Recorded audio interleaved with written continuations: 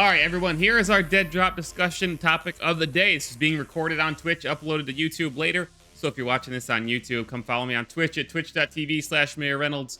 Or if you're watching me on YouTube or Twitch right this very moment, make sure you subscribe to all three of my YouTube channels, MayorReynoldsTV, Midnight Mayor, and Mayor FPS.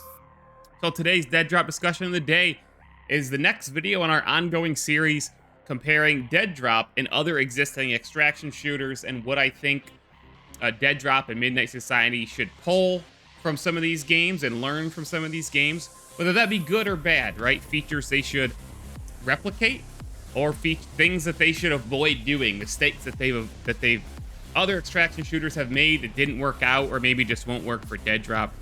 I've done these videos comparing Deadrop to Tarkov, Hunt Showdown, Marauders, Call of Duty's DMZ, hell as others, a whole bunch. They're all on the channel. Make sure you check those out as well as the rest of the content, and like the videos, comment if you enjoyed them. That really helps the channel out. I'm trying to become the #1 source for Deadrop news other than Midnight Society themselves and content. So on with the video. So today's I'm actually going to compare Deadrop a little bit.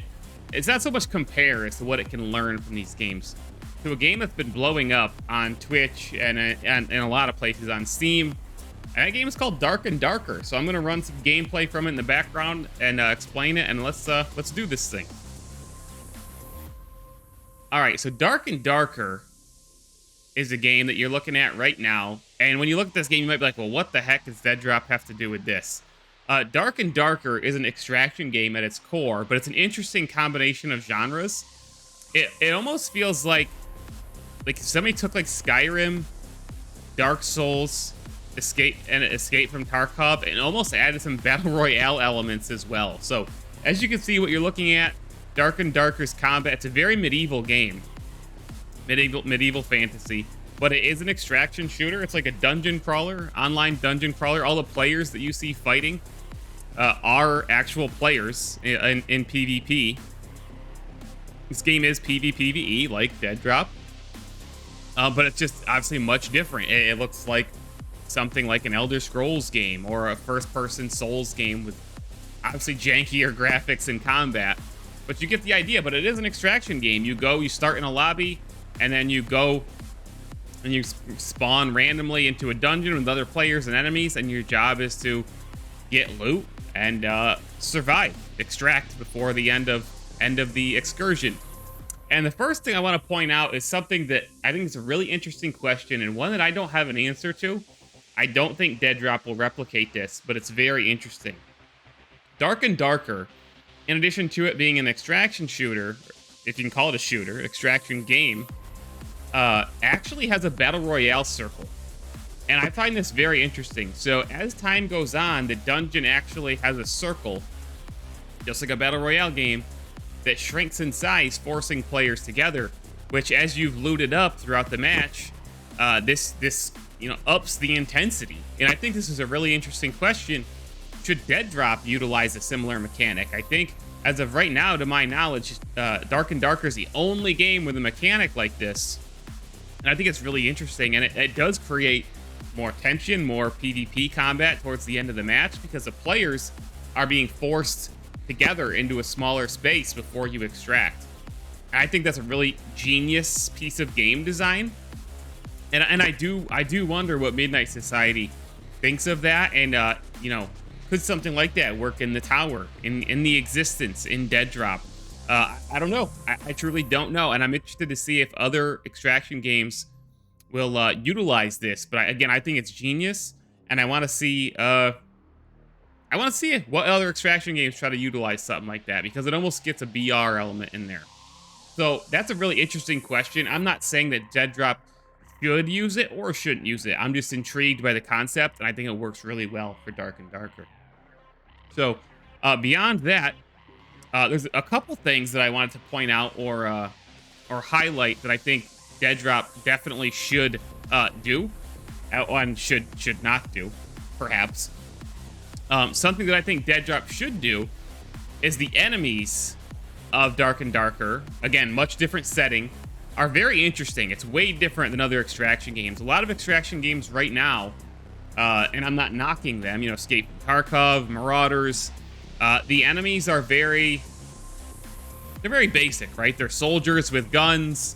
You got your basic different weapon types, your sniper rifles, your shotguns, your ARs, and so on. And I'm not saying Deadrop shouldn't have that or can't have that, but Dark and Darker has a lot of really interesting enemies. Spiders, skeletons, flying enemies, all different types, things you'd expect to see in a fantasy setting.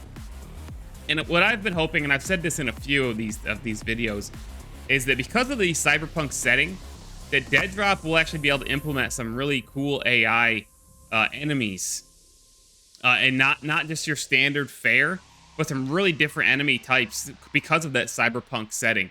So not necessarily like horror, like monsters per se, but maybe like robotic, cybernetic enemies that can fly, or you know, I don't know.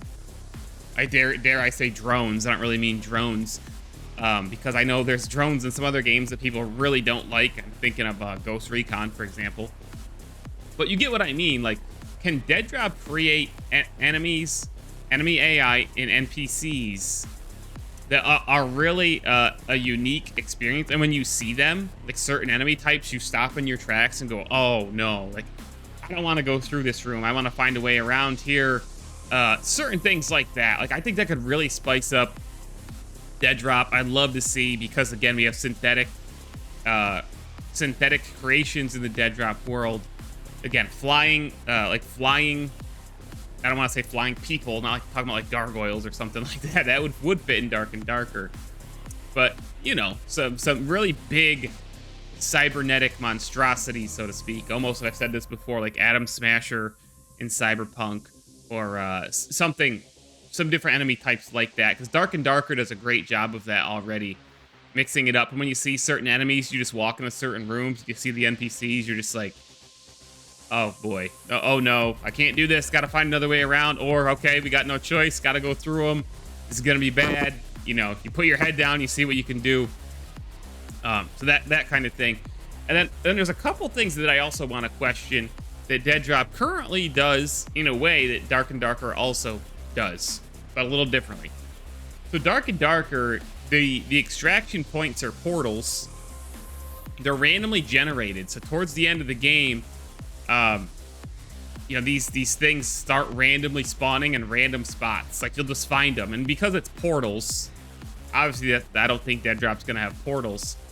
But the random extraction point thing is one that I'm interested in everybody's feedback on. So right now, in the proving grounds, at least in the Deadrop snapshots, and this might change in snapshot 5 as we go to cold storage, I don't know. You know, like you do get assigned 2 random spots to extract, and it's you can see those spots where they exist during the match. You can see the extraction points, but you don't know which ones are going to be yours, right? So there are existing spots on the map. Hypothetically, if you learn where they all are, you'll be able to get out more efficiently when you see which 2 the game marks for you or whatever. That doesn't necessarily mean that the final game of Deadrop will use that system. They may do something totally different by the end. And like I said, Dark and Darker does a complete randomly generated spot. And again, I don't think portals work for this. I just want to ask the question, like, what do you think of how Deadrop will handle the actual extraction process? Like, do you think the randomly generated spots that are different for every player is a good idea? Or would you rather see something like, you know, just everybody's got to go through the same couple spots? I know that leads to extraction camping, for example. Or something like Dark and Darker, which is complete chaos. And because you never know where these points are going to spawn, you're running around looking for them.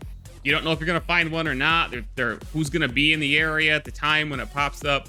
It's a whole different experience. And, you know, I will say, if you have any interest in this game, this is a Deadrop and Midnight Society channel, obviously. But if you have any interest in this game, I highly recommend you check it out, because there's a lot of really interesting design ideas here. From the slow, cumbersome combat, it feels kind of old school in that regard, but it feels good and fun, and it's a different pace for sure. This guy's pretty good at this game, by the way. I lost so many fights in this game when I played it. There's a playtest like once a month right now, and this game's absolutely blowing up. Tons of people are playing it. It does have a lot of really cool elements. Again, a battle royale element. fantasy setting.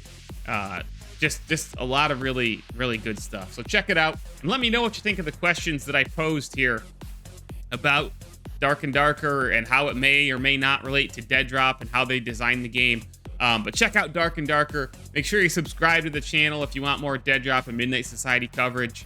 And see you on Twitch, TikTok, Facebook, Twitter, Instagram, YouTube. I'm everywhere, guys. I really appreciate all your support, and we're gonna keep building more and more gaming content for you guys. I'm the only former elected official gaming content creator out there. So, Mayor Reynolds, Midnight Mayor. End of the video. Check my links for more ways to support me. The stream goes on.